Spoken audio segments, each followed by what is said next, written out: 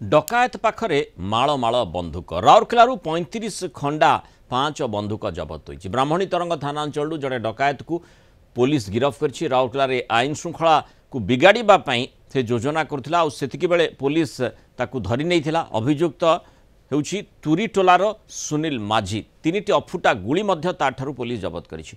अन्य राज्यरू खंडा अस्त्रशस्त्र इत्यादि आनी ए डकायत व्यवसाय करुला बोली कहुछि। राउरकेला सहर विभिन्न अपराधी को ये अभियुक्त कुआडे सप्लाई करुला ए सबु अस्त्रशस्त्र। इन्फॉर्मेशन एमती आसिला कि तांकरा एबे एक्टिविटी अच्छी कि से अन्य स्टेट टू आर्म्स एठी आणुछि और एठी आनी करी सेल करुछि इलीगल एक्टिविटीज पाई।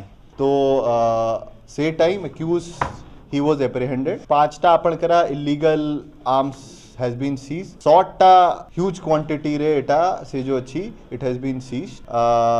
ताकरा objective अच्छी कि अन्य state टू arms एठी आनी करी से जो लोको औ accused छंती ताको help करिबे और से स्वयं एबे activity रे straight away involved हो नहीं से only औ लोको को operationally हेल्प करूँगी।